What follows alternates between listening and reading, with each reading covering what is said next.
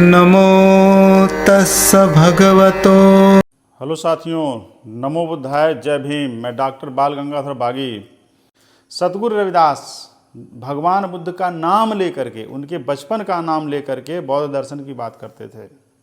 अब लोग कहेंगे प्रमाण कहाँ है? मैं इसका भी प्रमाण दूंगा। भगवान बुद्ध ने जहाँ पे ध्यान साधना किया उस जगह का जिक्र बार बार सद्गुरु रविदास करते हैं, सद्गुरु कबीर करते हैं। आप कहेंगे इसका संदर्भ कहाँ है? इसका भी संदर्भ मैं आपको दूंगा। आप ये कहेंगे कि सद्गुरु रविदास ने भगवान बुद्ध से अलग बात कही, मैं इसका भी रेफरेंस दूंगा कि सद्गुरु रविदास ने लाइन बाय लाइन धम्मपद की अपनी जो है वाणियों में कहा है। साथियों, इस पर मैं एक वीडियो बना चुका हूँ, लेकिन आज मैं इस विशेष बिंदु पर वीडियो बनाने जा रहा हूँ कि सद्गुरु रविदास ने भगवान बुद्ध के बचपन का नाम लेकर के और उनकी ध्यान स्थली का नाम लेकर के अपने दर्शन का सूत्रपात किया और जगह जगह समझाया है। जैसे जब आप देखेंगे भगवान बुद्ध का जो है कपिलवस्तु जो स्तूप है, स्तूप की जो खुदाई हुई 1898 में हुई। 1898 में खुदाई विलियम क्लेजन पेप्पे की अध्यक्षता में करवाई गई। बाद में 1971 से लेकर के 1976 तक कृष्ण मोहन श्रीवास्तव की अध्यक्षता में खुदाई कराई गई। वहाँ पे एक कलश निकला, उस कलश पे भगवान बुद्ध के बचपन का नाम सुकीति लिखा हुआ है। और वो जो पूरा सेंटेंस लिखा हुआ मैं आपको बता रहा हूँ। और सद्गुरु रविदास जी भगवान बुद्ध के बचपन का नाम लेकर के एक दोहा कहते हैं। पहले मैं ये देखता हूँ कि उस कलश पे भगवान बुद्ध का नाम क्या लिखा हुआ है और वो पूरी लाइन क्या है। वो लाइन ये है, सुकीति भतिनंग सा भागिनी कनंग पुत्र दलंग इयं सलील निधने बुद्ध सा भगवतो साकियानंग। मतलब कि भगवान बुद्ध के भाइयों बंधुओं ने मिलकर के, शाक्य बंधुओं ने भगवान बुद्ध का वहाँ पे अंतिम संस्कार किया। साकियानंग मतलब वो शाक्य मुनि हैं भगवान बुद्ध। जो लोग उनको राजपूत कहते हैं, उनको इस प्रश्न का जवाब दे दूं कि राजपूत समाज के लोग कभी भी अपने आप को शाक्य नहीं कहते हैं और भगवान बुद्ध शाक्य वंशी हैं। ये उनके क्या नाम है, अस्थि कलश पे लिखा हुआ है। उनके बचपन का नाम सुकीति लिखा हुआ है और शाक्य जो है, शाक्य बुद्ध जो है उनके अस्थि कलश पे लिखा हुआ है। अब मैं इस बात को बताने जा रहा हूँ साथियों कि भगवान बुद्ध के बचपन का नाम सुकीति का नाम लेकर सद्गुरु रविदास जी ने क्या दोहा कहा। आप ध्यान से देखिए। सद्गुरु रविदास कहते हैं, रविदास हो निज हथ ही राखो रावी आर।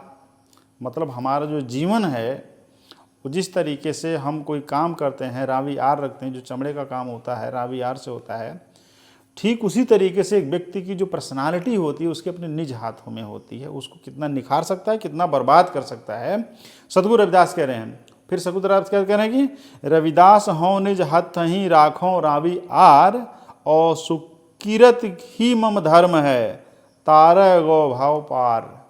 सुकिरत ही मम धर्म है कि सुकीति जो है वही हमारा धर्म है। मम माने मेरा, धर्म माने दम है, और तारे गो भर पार, सारे कष्टों से हमको दूर करेगा। भगवान बुद्ध का करुणा का दर्शन, भगवान बुद्ध के दुख का सिद्धांत कि संसार दुख में है, दुख का कारण है और उस कारण के निवारण है और निवारण के तरीके हैं, ये भगवान बुद्ध के दुख का सिद्धांत है। और सद्गुरु रविदास बार बार कहते हैं कि संसार को दुख में नहीं होना चाहिए, सुख में होना चाहिए। उस दुख के लिए वो जगह जगह व्यक्ति की पर्सनालिटी पे, व्यक्ति के आचार विचार संस्कार पे बार बार दोहों में कहा है और बार बार चेताया है। इसके अलावा देखिए, भगवान बुद्ध ने जिस नदी के तट पर ध्यान साधना लगाया वो नदी है निरंजना नदी। सद्गुरु रविदास उस नदी का नाम लेकर के बार बार जो है समाज को समझा रहे हैं कि हमारा जो गुरु है उस निरंजना नदी का के तट पर तपस्या करने वाला हमारा गुरु निरंजन है। और उसको बारे में क्या कहते हैं, परीत सुधा मुनि अव तेज सरुनी सकल शिरोमणि सकल निरंजन राव। ठीक है, मतलब सद्गुरु रविदास कह रहे थे कि परीत सुधा मुनि आव तेज स्वरूपी। मतलब जो है, जो हमारा सुधा मुनि जो है, भगवान बुद्ध को शाक्य मुनि कहा गया और सद्गुरु रविदास शाक्य मुनि कह रहे हैं।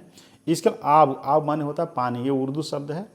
और तेज, जिसके चेहरे पे पानी की तरह चमक हो, स्वरूपी माने स्वरूप जिसका हो, सकल शिरोमणि सकल निरंजन राव, सकल माने सारे, शिरोमुनि मतलब मुनियों में शिरोमणि, सतगुरु रविदास को संत शिरोमणि कहा जाता है।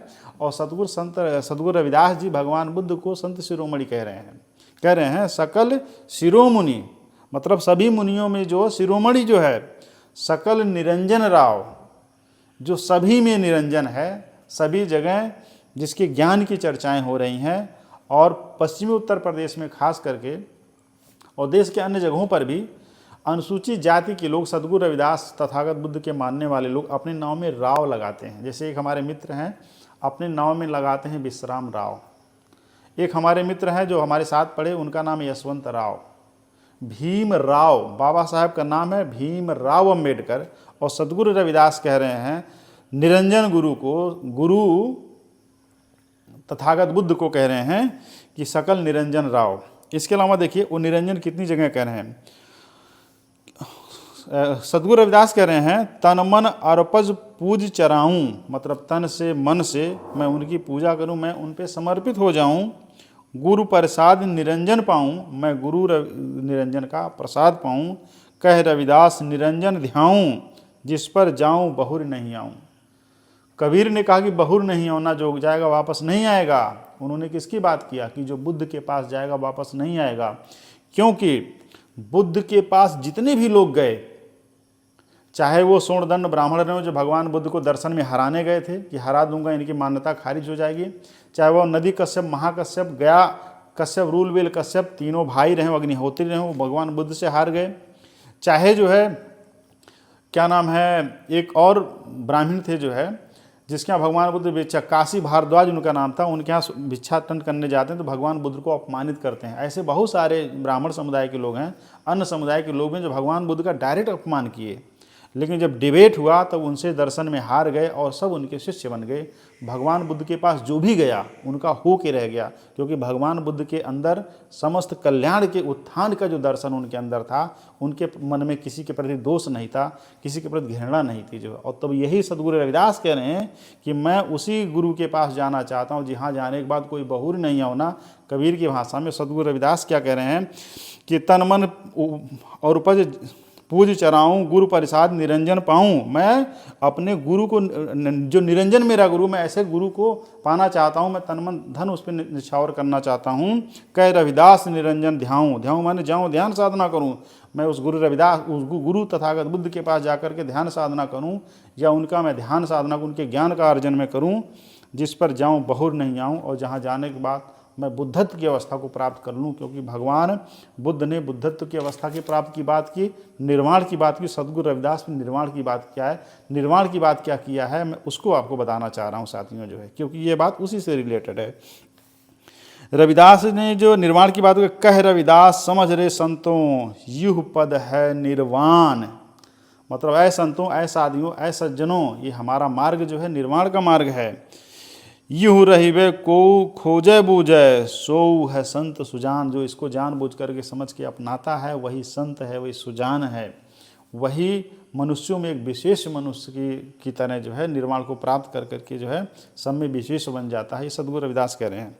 इसके अलावा देखिए साथियों क्या कह रहे हैं कि सतगुरु रविदास कह रहे हैं कि सुन मंडल में मेरा वास, ताते जीव में रहूं उदास। कह रविदास निरंजन ध्याऊं, जिस पर जाए बहुर नहीं आऊं।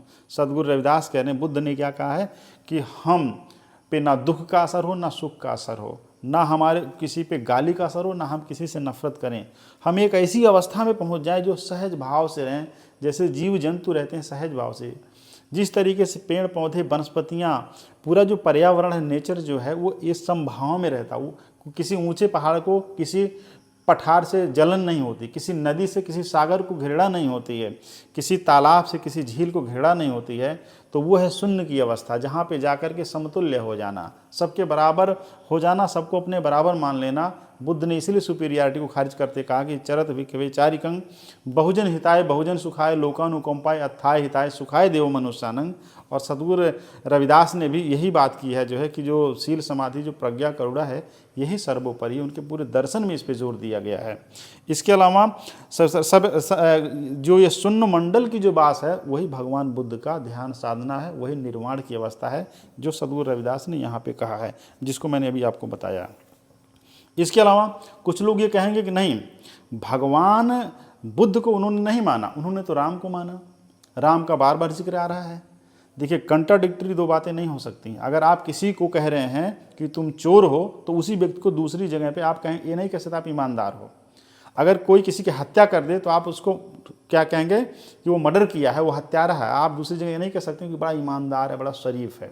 तो जो कंट्राडिक्शन सद्गुरु रविदास की लाइनों में लोगों ने ला करके भरा है, सद्गुरु रविदास जो सच बात कहे हैं, झूठ बात उसके पल्ले नहीं पड़ती है, उसके बराबर नहीं खड़ती। इसलिए राम को लेकर सद्गुरु रविदास के नाम से जो दो चौपाइयाँ जोड़ी गई वो फ्रॉड है, क्योंकि सद्गुरु रविदास ने राम को ही खारिज कर दिया है। सद्गुरु रविदास क्या कहते हैं, रविदास हमारो राम जी दशरथ कर सुत नाही। मतलब हमारा जो बेटा है, हमारा जो राम है, सद्गुरु रविदास कह रहे हैं वो दशरथ का बेटा राम नहीं है। इतने स्पष्ट शब्दों में कहा है कि रविदास हमारो राम जी दशरथ कर सुत ना ही। सुत माने बेटा, हमारा जो राम है दशरथ का बेटा, अयोध्या का राम नहीं है। और यही बात कबीर भी कह रहे हैं कि दशरथ सुत त्यों लोग बखाना और राम नाम का मरम न जाना। मतलब सद्गुरु रविदास, सद्गुरु कबीर दोनों राम के अस्तित्व को खारिज कर रहे हैं। अब आप पढ़ेंगे साथियों कि राम के नाम पे जितने भी दोहे चौपाइयाँ सद्गुरु रविदास कबीर के नाम से मिलती हैं, कि जब उन्होंने राम के अस्तित्व को ही खारिज कर दिया, अयोध्या के राम को मानने से इनकार कर दिया, तब वो राम के भक्त कैसे हो सकते हैं। इसीलिए बहुत सारा घालमेल करके हमारे दर्शन को जो है डाइवर्ट करने की कोशिश की गई है। इसलिए ट्रू लाइन समझिए, अगर कोई हत्यारा है तो वो ईमानदार नहीं है, वो करुणावान नहीं है। करुणावान हत्यारा नहीं सकता। सद्गुरु रविदास ने अगर राम के अस्तित्व को नकार दिया है तो इसका मतलब राम के भक्त कतई नहीं हो सकता है। उन्होंने निरंजन की बात की, उन्होंने सुकीति की बात की, उन्होंने दया क्षमा करुणा निर्वाण की बात की है, और ये उनके दो ही चौपाइयों से सिद्ध होता है। आगे देखिए साथियों, जो है कि कबीर ने भी जो है निरंजन की बात किया है। कबीर ने निरंजन की बात यह किया है कि उन्होंने कहा कि गगन घटा गहरानी सादो गगन घटा गहरानी, और पूरब दिशा से चलित बैरिया रिमझिम बरसत पानी, और आपन आपन मेण संभारो करत करो खेत निर्वाणी। मतलब निर्वाणी की बात कर रहे हैं कि सद्गुरु रविदास कह रहे हैं कि पूरब दिशा में बोधि गया है, जिसका पुराना नाम उरुवेला ग्राम है। भगवान बुद्ध को उरुवेला ग्राम में निरंजना नदी के तट पर ज्ञान प्राप्त हुआ, और वो उत्तर प्रदेश या देश के पूरब दिशा में है। कबीर कह रहे हैं कि वो पूरब दिशा से बादल उमड़ रहा है जो सब पे बरसात कर रहा है। आप लोग निर्वाणी की खेती कीजिए, निर्वाण की खेती कीजिए, निर्वाण की अवस्था को प्राप्त कीजिए, जो सद्गुरु रविदास कह रहे हैं। और वो कह रहे हैं कि अपना अपना मेड़ संभालो, माने अपने अपने चरित्र को संभालिए, अपने शील सदाचार को संभालिए, तभी आप बुद्धत्व की अवस्था को प्राप्त कर सकते हैं। और वो सद्गुरु कबीर फिर आगे क्या कहते हैं, धान काट मार घर धावो सोई कुशल किसानी, दोनों थार बराबर पर से जेव मुनि और ज्ञानी। कि मतलब बरसात जब होता है तो धान की फसल होती है, तो जो कुशल किसान होता है धान खेत में उगा लेता है। ठीक उसी तरीके से तथागत बुद्ध के ज्ञान का जो दर्शन है वो बरस रहा है सब पर।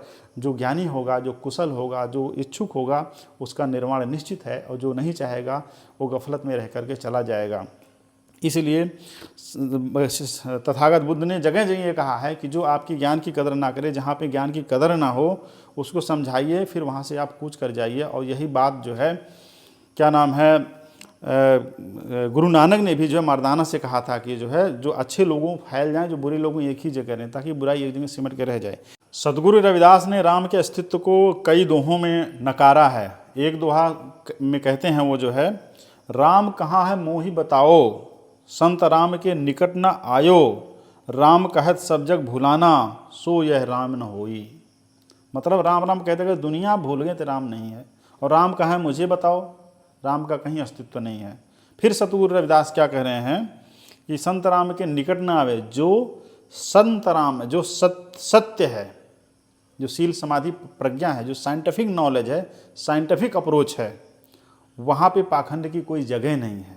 वहाँ अयोध्या की फैजाबाद की कोई जगह नहीं है। सतगुरु रविदास ने देखिए अपने दोहों में इस बात को कहा, मैं नहीं कह रहा हूँ, सतगुरु रविदास कह रहे हैं। और सतगुरु रविदास को जो राम भक्त होने का दावा आदर तरीके से लोग बताते हैं, वो भी मैं बता रहा हूँ कि इस तरह से वो राम के अस्तित्व को सतगुरु रविदास खारिज कर रहे हैं।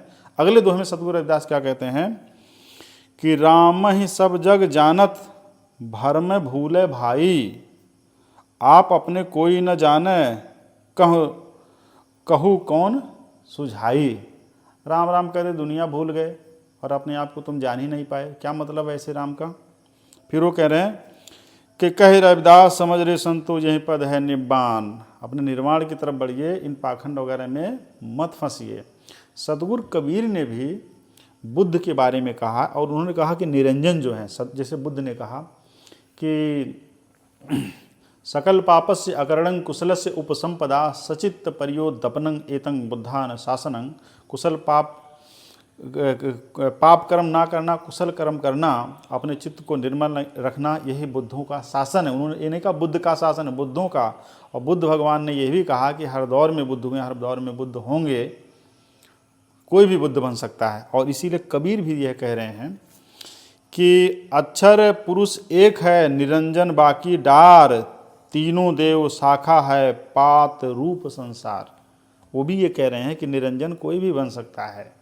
निरंजन जो है वो डाली की तरह है, और जो ज्ञान है, सत्य है, करुणा, दया, क्षमा है, जो त्रिपटक का जो सार है, जो धम्म पद का सार है, जो बुद्ध का ज्ञान है, वो एक ही ज्ञान है।